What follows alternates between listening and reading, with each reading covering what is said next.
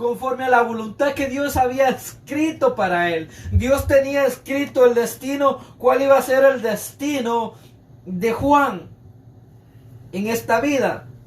Ya dijimos que su destino iba a ser un destino que iba a ser un gran hombre de Dios, no iba a beber vino, sería lleno del Espíritu Santo, haría que el pueblo se volviera a Dios, sería un guiador desobediente, prepararía el camino para Jesús. Esa era la voluntad de Dios, y podemos ver que ciertamente Juan cumplió su destino. ¿Qué es lo que le quiero enseñar o decir en esta tarde? Que Dios tiene un destino fijo para nosotros, para cada uno de nosotros. Pero somos nosotros los que decidimos cumplir con ese destino conforme a la voluntad de Dios.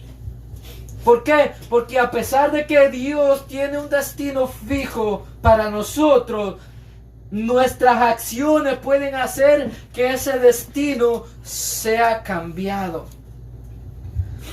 Y usted me dirá, ¿por qué dice eso? Porque ahorita vamos a analizar el destino de otro personaje muy conocido también, un personaje muy famoso. Pero lo que queda claro es que Juan, con sus actitudes, ciertamente cumplió con el propósito de Dios en su vida. Podemos decir, Juan se esforzó para cumplir su destino tal como estaba predestinado que él haría.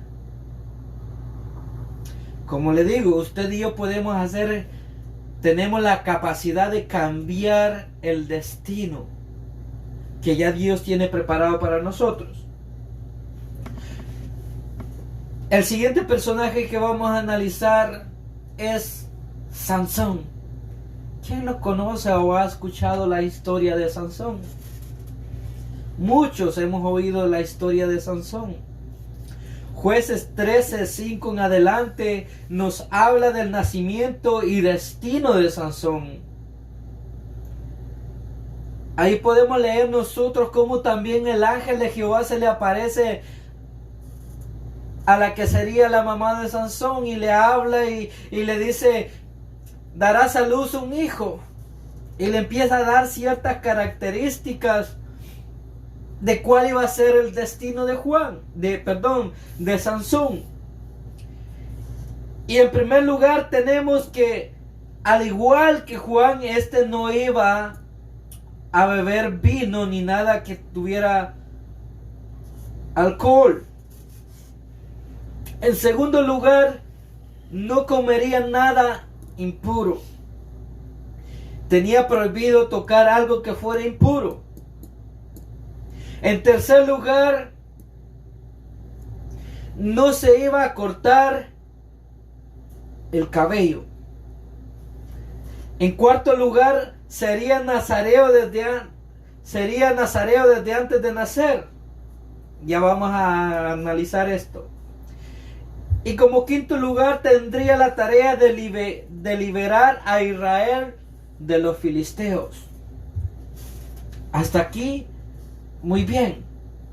Ya vimos que Juan decidió cumplir conforme a la voluntad de Dios su destino. Ahora analicemos este personaje llamado Sansón, que también estaba predestinado, que también su destino ya había sido escrito por Dios. Pero vamos a ver la actitud de Sansón. Recuerde, nuestras actitudes pueden hacer o podemos hacer cambiar el papel de Dios. O nosotros podemos hacer que nuestro destino ya descrito pueda ser cambiado. En primer lugar, podemos ver entonces que él no iba a tomar vino, pero podemos ver que desde el punto número 2, donde dice tendría que comer nada impuro, para entender en el contexto del nazareo.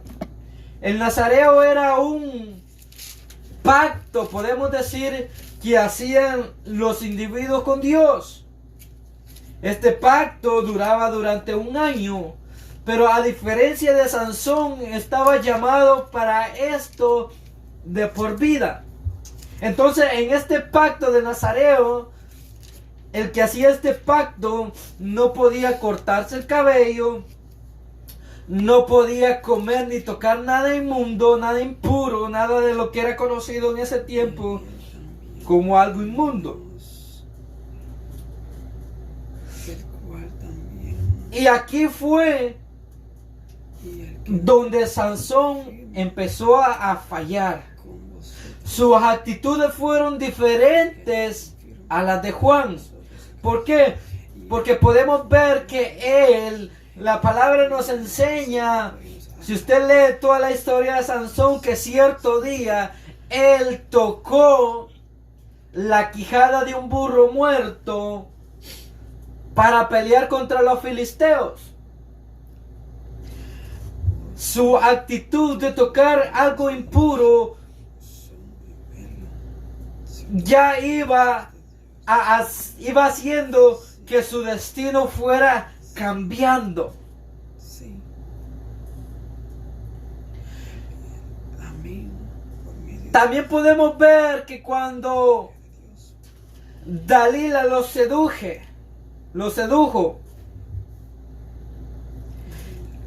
él reveló el secreto de su cabello. No era que la fuerza estaba en su cabello, sino en el pacto que él tenía con Dios. Pero me llama la atención que él reveló el secreto de su cabello. Recuérdense que ese pacto de Nazareo no podía cortarse el cabello. Era prohibido por Dios. Y cuando éste le revela a aquella mujer el secreto de su cabello, ella hizo que se durmiera, o en otras palabras lo durmió, y llamó a un hombre que le cortó su cabello. Muchos dicen ahí él perdió su fuerza, pero no fue ahí. Si nosotros analizamos detenidamente, fueron sus actitudes las que hicieron que el Espíritu de Dios, el Espíritu de Jehová, se apartara de él. Y cuando el Espíritu de Dios se aparta de nosotros, podemos decir que estamos muertos. Entonces el Espíritu de Dios se había apartado de él, y viene él y le cortan sus 7 trenzas, y podemos ver que él lo llevaron como esclavo los filisteos. Y aquí es donde quiero entrar y enseñar este punto bíblico.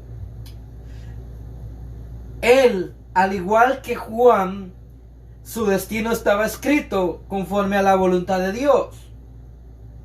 La diferencia está en que él, con sus acciones, hicieron que ese destino se desviara, que ese propósito que Dios tenía con él no se cumpliera conforme a la voluntad de Dios. Ciertamente, él liberó a Israel de mano de los filisteos, pero no lo hizo conforme a la voluntad de Dios. ¿Por qué? Porque él no siguió las reglas establecidas por Dios. ¿Qué es lo que le quiero decir con esto? En la Biblia tenemos mandamientos y estatutos, los cuales nos han sido dados por el Señor, los cuales nosotros debemos de seguir al pie de la letra. Es ahí donde nosotros podemos seguir, que nosotros tenemos que seguir al pie de la letra para poder llegar a nuestro destino final, que es el cielo, que es las bodas del Cordero. Fueron sus acciones las que determinaron que ese destino no fuese como Dios lo había escrito. Entonces, como le decía, volviendo a repetir, son sus acciones y nuestras acciones las que hacen que nuestro destino pueda ser cambiado. La voluntad de Dios es que cada uno de nosotros lleguemos al cielo. Pero como le digo, la palabra del Señor nos muestra que nuestras actitudes pueden hacer que lleguemos al cielo o lleguemos a la vergüenza, condenación eterna. ¿Por qué? Porque espiritualmente solo hay dos destinos que a nosotros nos esperan.